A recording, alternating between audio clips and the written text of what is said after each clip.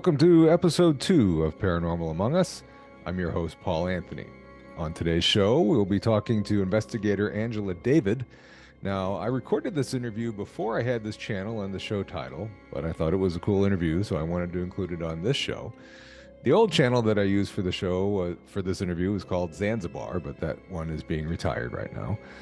Anyway, Angela was nice enough to agree to come on and talk about what she does. Before we get into that interview, please take a second to like and subscribe this channel. That way you won't miss any new episodes. Also, if you happen to have any paranormal stories that you would like to share or know somebody that has a story, please email me at paranormalamongus@gmail.com, and I'll have that on the bottom of the screen here. And I will be more than happy to read any of those stories on future episodes. And we are joined now by Angela David. Angela, how you doing today? I'm doing good. Thank you. Good, good. So how long have you been into the paranormal stuff? I've been interested in it as far back as I can remember, but I've been actively doing investigations for about 15 years. 15 years. And you're in the Midwest area around St. Louis, correct? Yes. Okay. Where all have you investigated around here? Well, I've done many things in Alton, Illinois. I've done the Limp Mansion, the Limp Brewery, but I've also done a lot of things out of town, such as like Waverly Hills Sanitarium, Mhm. the Villisca X Murder House. Just been many places around the country. What made you want to do this? Well, it's hard to pinpoint an exact, moment when I decided I wanted to do paranormal investigations. But I Mhm. know I'm a nurse and I specialize in hospice. And a lot of very unusual things happened in hospice, and we talked about it a lot. And I was also on the night shift, so a lot of weird things happened, and it really got me to where I wanted to go out and actively investigate. What kind of things happened to you before you did this? So there are little things you see. For example, when you're in a room and they're passing, some odd things will sometimes happen, like the lights will flicker at the moment that they pass away, or Mhm. someone who's been unconscious will wake up to greet their loved one who just flew in from out of town and then pass away, like right then or there, or wait for the family to leave. That's another thing you see. Like if the family's holding vigil at the bedside, sometimes they just need to step out in the hall and they'll pass. So it lets me know that there's something out there that that person knew what was going on around them despite the fact that they were unconscious, based on what we can see. Um, Other little things, I think the scariest thing that happened to me is I was walking around doing rounds in the middle of the night, and I walked past a room who had a resident who was actively dying, and the son worked basically whatever shift he worked, he always came in the evenings. So I walked past the room and I saw someone standing at the bedside. So I just kind of knocked gently and I walked in, flipped on a little night light we had in the room and said, "Here, you can have some light." And I turned around and there was nobody there. I even called Wow. security and asked them to check if the son had just left the room, and they said I was the only person in or out of that room. Wow. Yeah. What was it, do you think? We called it the man in the top hat because he always looked like he was wearing a top hat. I didn't really, when I went in the room, I thought the guy looked taller, but I didn't really think anything of it until I Uh-huh. walked out and I think I just saw the man in the top hat. And he always seemed to visit people right before they passed away. That's really bizarre. Did the man in the top hat, did he have like a long coat? It's hard to say. I can't say because I thought I'd seen him two different times, and both times I never really could say I saw the bottom half. Okay. I mean, I kind of digress here because at our house here, my wife saw somebody coming up our steps with a like a she called it the old Amish guy with a top hat and long coat. She is very much alive right now too, so that's a good thing. But this was several years ago, but that kind of got me interested in it. Um, but anyway, so Tell me a little bit about the Lemp Mansion and the Lemp Brewery.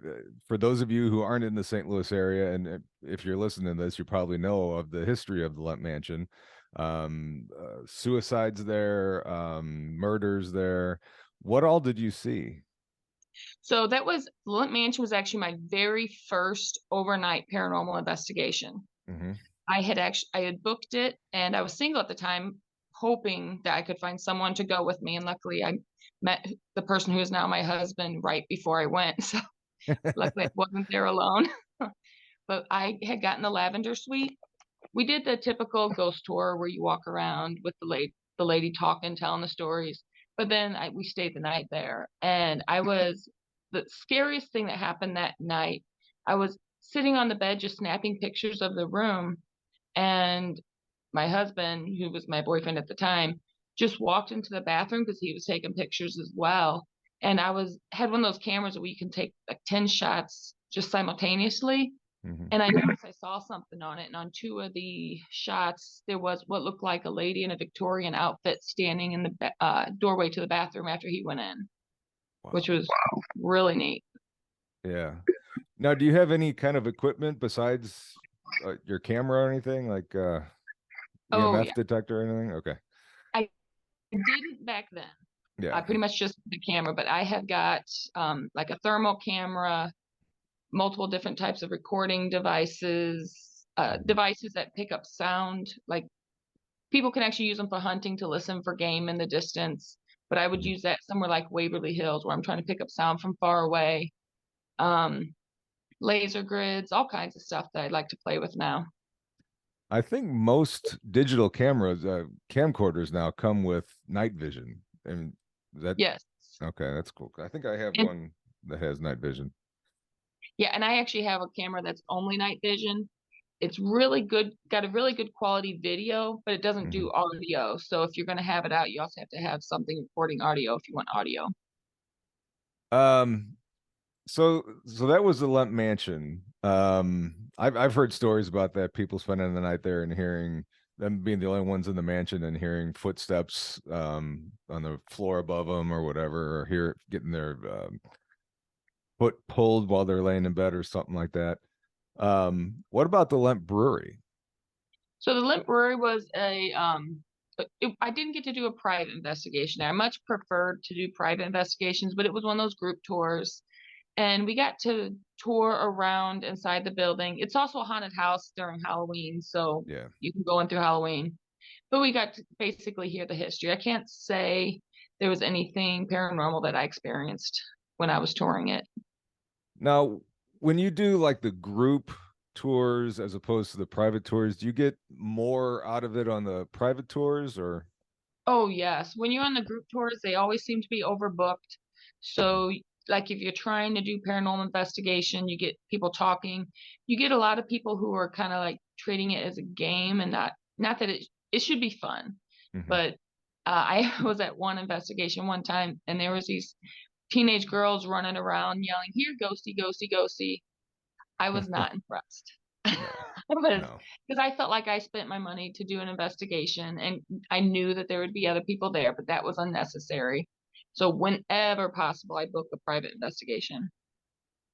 Do you ever worry about getting attachments? I did one time. Yeah. It's actually a very interesting story. So I have a coworker I work with who's very sensitive. I have begged and pleaded her to come to an investigation with me, and she will not. And I understand. Hmm. I was at work and she came to me and said, "Are you going somewhere this weekend?" I said, "Oh yeah, I'm doing a paranormal investigation." And she says, "You need to be careful. Be very careful. I see a fireplace." And that's all she could really say is, "I see a fireplace, but you got to be careful." And she actually went home that day, bought me a crystal that was supposed to protect me from evil spirits, brought it to me to work the next day and said, "Here, wear this." I didn't pay too much attention. Yeah, I said, "Oh, okay, sure." I brought it with me, but I ended up not wearing it. Hmm. And this was in Alton, Illinois. It was at the Mineral Springs Hotel. And I was in there walking around, and one of the rooms had just a little fireplace. Again, I didn't think much of it. We had a lot of stuff happened during that investigation. We had little REM pods that Mhm. we had lined up in a row, and it looked like something was following me. Like if I was walking across the room, shortly after that, the lights would all light up as if I was being followed. Ooh. And when I got home, I was cleaning my house. I was home alone, just me and the dogs. And I have in my living room, I have built-in bookcase. And on Mhm. top of it, I have some paranormal books. I have a picture of me and my dad, a little statue of a frog, just little knickknacks. And I was in the kitchen, and all of a sudden, I heard a huge crash. And I was feeling weird anyway. And I walked in there, and this probably 5-pound statue of a frog, the picture of my dad, and some of the books were not didn't just fall off the shelf. They were thrown down the hallway a good probably 15 feet, and the Really? shelf was intact, so the shelf didn't fall. I put my dogs in the car and I drove away. And Get the hell out I of there. called my friend and said, "What do I need to do?" And she talked to me over the phone how to sage a house. No more issues. Really? So it's as easy as that, just to sage a house. I don't know that it's all necessarily as easy as that. And I think it also depends on how long you ignore it and how attached you allow it to become before you do something about it. Hmm. The investigation had just happened a couple days earlier. And I don't think it was necessarily something bad. Otherwise, because I didn't feel in danger, I was just terrified. Because, Yeah. I don't mind the stuff happening out and about, but I do not want it in my No. home. I can understand that. Um, so when you after you go on these investigations, what do you do with all the do you put a video together or what how do you put all this stuff together?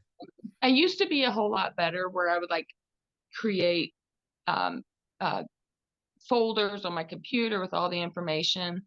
But lately, I've been going a lot and just really enjoying the experience and focusing less on getting all the footage because I'm with a group now. So everyone's getting some Hmm. because I'm just really enjoying going. I've always been one, I've never felt the need. Some people do it to help others get rid of Hmm. attachments. Some people do it to prove to the world. I go to prove to myself because Hmm. even though I believe something is out there, even the evidence I catch, I'm very doubtful of it. I want to find something that convinces me without a shred of doubt that it's paranormal. Were you always a believer or have you what happened to make you a believer? I've always been very open-minded to the thought. I grew up in a home that was very religious and like Halloween, we weren't really supposed to celebrate it, that type of thing. And that probably what pushed me in that direction a little bit, Hmm. just kind of rebel from what my parents thought was normal. Um, but the unknown and the things I've seen even in my day-to-day life, there's got to be something else. And I just want to know what it is.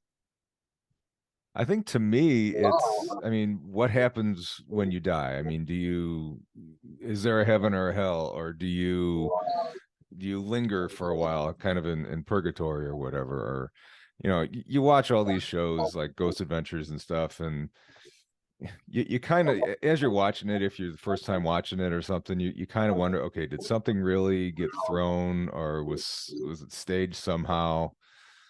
You want to believe it, but then I guess you can't really believe it until you see it. Well, I actually have a funny story about that. So, one thing I always tell people, like when they ask me about the paranormal, they ask about those shows, I Mhm. always let them know that those are meant for entertainment. Mhm. They're fun to watch, they're exciting. Maybe some of the stuff is real, but it's entertainment. When I went to the Villisca Axe Murder House, I wanted to go there because Ghost Adventures was there, Mhm. and there was a door that, according to them, they said there was no way they said they were all outside the house. There was no way that door could have closed on its own. So when we arrived there, the first thing I went to do was look for that door. And I was highly disappointed because what they didn't show you is it's one of those older house where the stairwell is kind of open Mhm. and if the stairwell is behind the door. So when you're walking up the steps, if that door is open, all you would have to do is poke your finger through the little grates on the railing and it Mhm. would slam.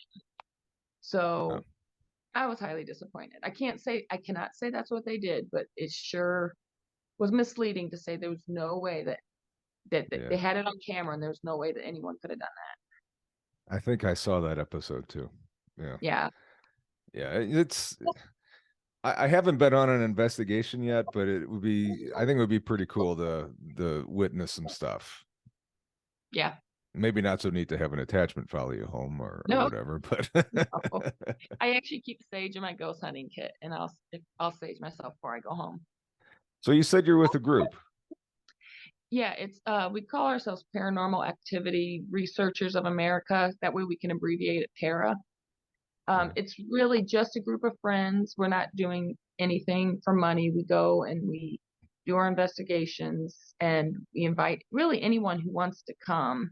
Hmm. It's a very open group. We go with other groups. I've been part of groups before who are very, you don't socialize with other paranormal groups, and you only go with ours, and you don't go on an investigation without permission from the group. And I didn't want anything like that.